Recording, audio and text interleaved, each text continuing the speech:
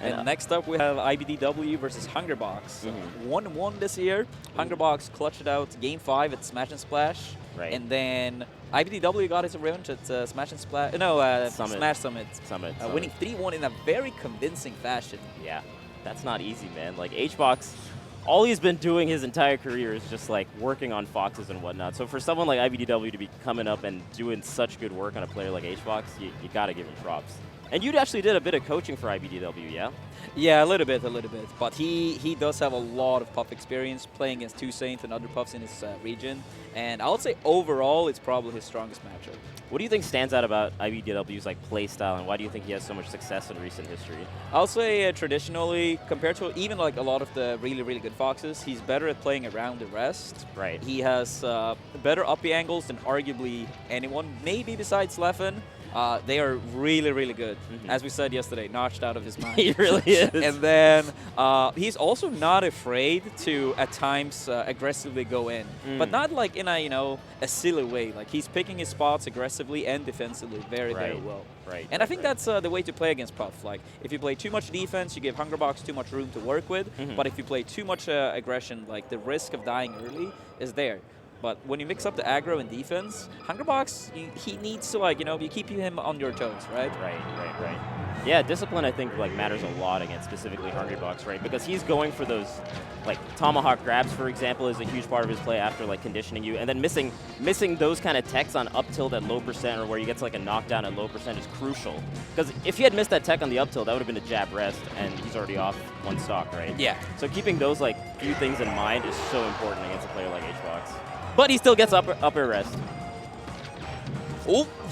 If he recognized that and went for the grab, that could have been a kill already.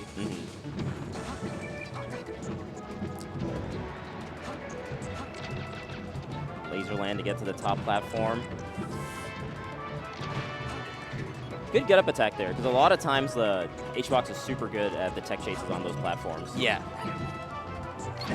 Oh! Standing laser right next to him.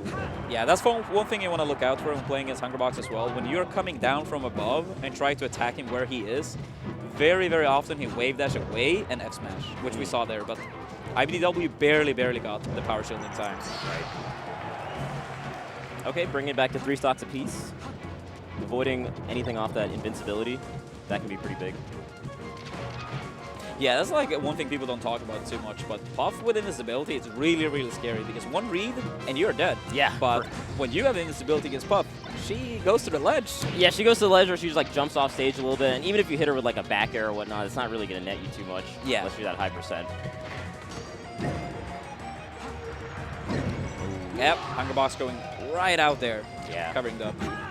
That's a huge part of Hbox's gameplay that I think is phenomenal, right? Like, his edge guarding is so on point when he's playing well. Yeah, no, it really, really is. And it's something we can see, like, overall in the landscape of Mill. That fair up smash almost connected. That was good DI by Hbox. If he went a bit more forward there, that up smash would have connected. Yeah, going up like that was a strong choice. Okay, Hbox stuck on the platform there.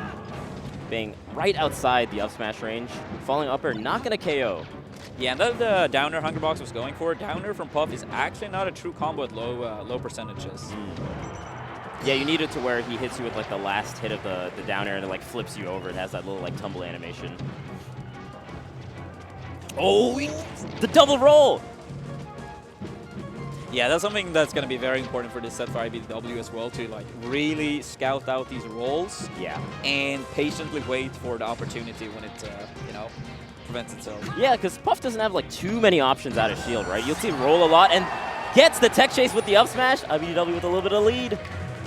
Oh, will history repeat itself? Yeah, this is a dangerous position. Yeah, when you have above, I think it's 17% when upper knocks over. So between 17 to like maybe 50, 60 when upper rest works as a combo. That's normally at the time you don't really want to be above Puff too much. At this percentages, even if Hungrybox would get an up air and iBDW is on the platform, it's not really going to lead into anything. Right. So below 17 or when you are at like 60 plus at least. Right. Okay, but we got a last stock here. Avoids that neutral air that's actually been working out so well for Hbox throughout this tournament. Almost gets a grab off the up air.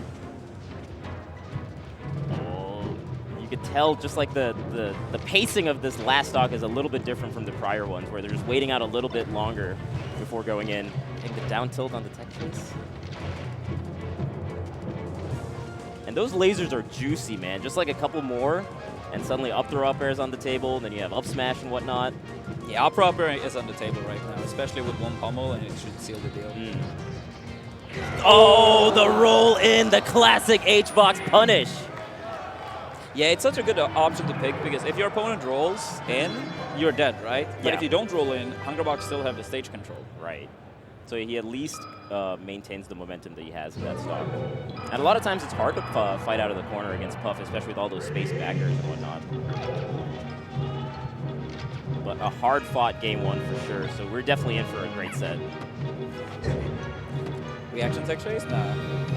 Going for the back air. I think he might have tried to cover the tech in place only with reaction tech chase rest, and then cover with back air or fair if he went for any other option. Right. That's such a scary situation when you're a little bit slow in your tech chase, because like if Puff just straight up grabs you, if you're waiting, then it's like you might die. Yeah, no, definitely. You got to be on point with all that kind of stuff. But again, Hbox is edge guarding so good. Hits him with the light forwarder just in case. Even though he's quite far out there. And we saw actually iBDW doing a really good job DIing out of that up throw, even though it came out so quickly. But the power of Hbox is that his combo game now is so good, even off of these DI mix-ups with up throw, that he's going to get like a hot 60-70%, if not the stock. A lot of up smashes now from iBDW, a little bit fishing for it. But clipping him with that up air and the even stocks. Yep. And we got the transformation.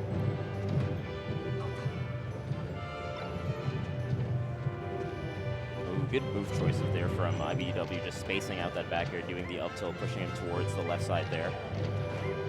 And we got the ledge regrabs. Yeah, and by the ledge here, you can't really run as close as you want. No! That's... No! That's so unfortunate. Yeah. Oh, man. That just turns the tide in this game. Yeah, for iBDW right now, it's the most important thing to not, keep thinking about what happened. What happened, you can't change it. Now it's all about thinking about, the rest of the set. Right. Look how much percent Hbox is already building. Nice short in there, seeing that Hbox is too far away from the ledge to cover it. What a stock lead. And just staying a little bit by the ledge. Forcing iBDW to come to him now that he has the huge stock lead. Okay, gets a jab up smash. He's still in this. I don't think that jab was a good choice. What do you think he should have gone for there? I think he should just have waited and then try to, get a tech chase. Kind of like here. Right. Good lasers, though. Slowly but surely. What a grab! It goes for a down smash. Another jab up smash. And suddenly we're at last stock. Yep. What a comeback right now from iBDW after that SD. Yeah, if Puff doesn't space her back there and shield correctly, often you can wave that shot of shield jab, and then if you get the jab, often you get an up smash. Right, that juicy percent. Yeah, in the corner you do not want to jump. Like when you're staying in shield, be very careful. Hungrybox is fishing for those jumps in the corner. For sure. We do have a stage transformation now, and Hbox is like, I remember what happened when I stayed on the ledge last time. It worked out well for me. Let's give it another whirl. We got the A's in the crowd from the ledge grabs. Ooh, good tech there. And it looked like Hbox was actually anticipating it because he threw out that forward smash so fast. That was so close. Okay, 144% off stage. Oh! A brilliant angle from iBDW actually to go there, but Hbox was able to cover it with that get-up attack. Yeah, rough position for iBDW. Being down 0-2, and in this matchup, the Dreamland counterpick traditionally so strong for Hungrybox. Right. How do you feel about the FD counterpick now? I think this is Fox's best stage in the matchup for sure. No platforms, so reaction tech chase rest is off the table, or waveland and then reaction tech chase grab. Right. So the punish game for Puff on this stage is not as strong. But in some scenarios, like from the up throw, like you will find yourself in a position where the best situation, like you could argue the DI behind is the best, but then you go off stage, and then DI in front is quite scary because of like pound scenarios. Yeah, Puff does get like a decent amount of combos in that. Now that you're off stage, the edge guard game is like a lot stronger. But follows with the falling up air. Okay. Yeah, that's pretty much what have been netting him the most kills in this set so far. Ooh, going right for the back air there, just wants to tack on more percent. Great down tilt. Yeah. Pushing him way to the corner, making him exhaust all his jumps. Yeah, Hungrybox's edge guards have been phenomenal in this set so far. They really have. Not even getting burned that time. Yeah, the Nair is quite scary at low percentages because you can't actually true crouch cancel it. You get Sakurai angle, where you get stuck in more lag, and that's something Hungrybox, you know, punish people for quite often. Right. Narrowly missing that up smash, but gets the second hit up air.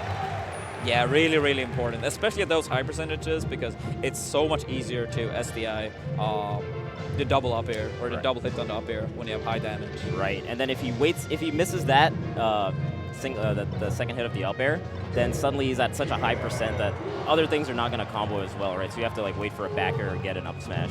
So it's very crucial that he hit that. But of course, Hbox gets up throw rest. Yeah, it was unfortunate for iBDW because he went for a shine as it got grabbed, and since he's holding down on the control stick, he's not going to DI. Right. You say that iBDW sneaking in a stock lead here. And those space back airs are very important because you saw Hbox crouch cancel it. If he wasn't spaced on those back airs, he would actually get grabbed out of it. Oh. Yeah, Hungrybox not going for the rest there. He wants to close off the stock without taking any additional damage. Right.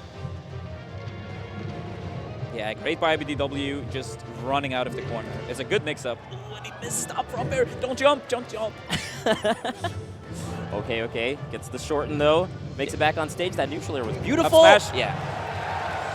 Oh man, and iBDW on the board. Yeah, he's on the board. But like you said, man, now he has to deal with the Dreamland counterpick, which has historically been so strong for Hbox. Yeah, on this stage more than any, I would say it's so important. What we went over yesterday when we commentated iBDW versus 2Saint. Make sure to get Puff up to percentages where you get the stock trade in case you get rested. Right. Like we saw in that last stock, because Jigglypuff was so high percent, Hbox had to rely on his combo game a lot more, right? Yeah. Ooh, good grab on the down air.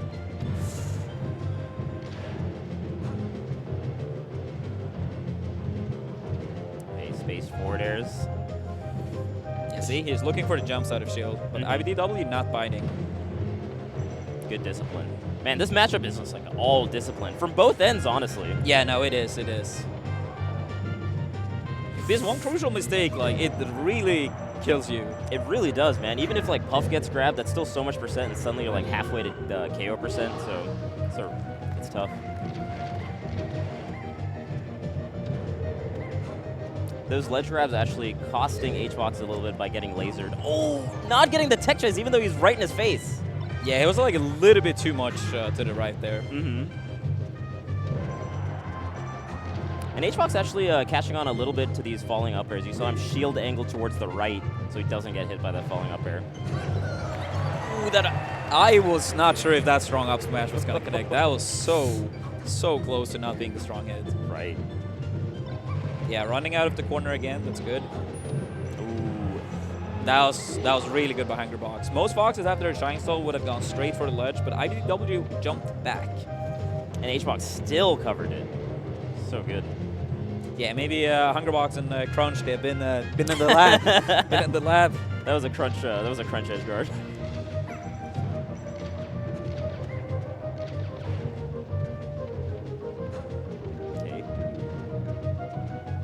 Yeah, that's something we see Hungrybox do a lot more than other Puffs too, is like just using the side platform and taking his time. Yeah, I mean, when you're playing against Jigglypuff at this precarious percent where like an up smash or an up air are going to KO, you get a little bit thirsty for the KO, right? And Yeah. Hbox is just waiting for that, and he's going to punish you so hard with like an up throw arrest or whatnot. So discipline again. And the thing is also the side platform is a pretty hard spot to contest. Ooh, the down airs we can clip Yeah. at the bottom. Pretty interesting option. I don't think I've seen Hungrybox use that one before in that particular scenario.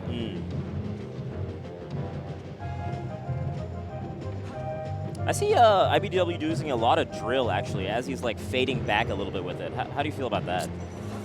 I'm not too sure how I feel about it. Like, in the air, the downer is not like... If Puff is also in the air, it's not really going to give you anything. I don't know. I'm a little bit iffy on it. Okay. I would like to see more of it before saying too much. Fair. That's fair. Forward throw pushes him off stage. He is so on point with his edge guards. Every time iBDW is off stage, he basically got KO'd. And iBDW is also mixing it up fairly well between all the angles he had, between like the shine stall that he tried and whatnot. But it's like, it's one of the flaws with Fox's recovery. Like, what a lot of people do is like they jump in the position where they're at the same height as the side B. Right. And if they side B, on reaction, you see Hungrybox do a fair, most likely. Long-lasting move, covers many timings. And if the Fox doesn't side B, he jump out to get the up B. Right. So most of the times, they're actually not reads, it's just pure reaction. Yeah, that's crazy. Well, we got some stats for that previous set we just watched. Again, like relatively, it's closer than I thought it would be in terms of like these percents, right? Yeah, a little bit. Like it did feel like Hungrybox was, in the front seat for practically all of the set besides that third game. Right. But yeah, the stats are pretty close. I think the important one for me to note is the average kill is actually pretty much even. Yeah, it's pretty much even. Pretty much even. I know, like Puff dies early. But exactly, Puff dies early. I don't know, man. The stats. That means we need to kill it. We need to kill it. The stats. I don't know, man. The stats say otherwise. The thing is, I'm not even sure how it started because if you reasonably and objectively think about it, like in a matchup like Puff Fox, where upper rest can kill you at like less than 20% when you get grabbed. Right. And he had plenty of up throw arrests. So that definitely drove like that average. So yeah, the thing is like a lot of these up throw, if we compare it to Swedish and Hungrybox yesterday, where I feel like it was a lot of times Swedish missing the DI, I feel like iBDW got more caught in situations where he was holding down and it was like more unfortunate upper rest for iBDW's end. But it also might be, Hungrybox being better at scouting out these situations where the opponent is not going to hold the control stick in the right direction. Right. He actually got a lot of up throws just like thinking about that set. And iBDW definitely like DI'd a good amount of those, but when you get that many grabs as Jigglypuff, like you're going to get a rest because that's a very hard DI to hit with that timing. You almost have to do it like in anticipation of the throw. Yeah, no, you need to do that for sure. And I think it comes down, for every Fox, like how much do they value to practically always have the DI correctly. Right. I know for me, when I was playing against Hungrybox and Puff, like I put incredibly high value on like never getting up for wrestling. Yeah. And I think if you play like that, it's going to be much harder for Puff to get the straight upper rest, right? For sure. And on Hbox's end, because like you were so strong at that kind of DI and whatnot, I feel like his combo game is just so good, even off of those like DIs. Like you saw him get like back air, whatnot, and then doing like dash attack and a forward smash off the missed tech. So his combo game also can't be understated.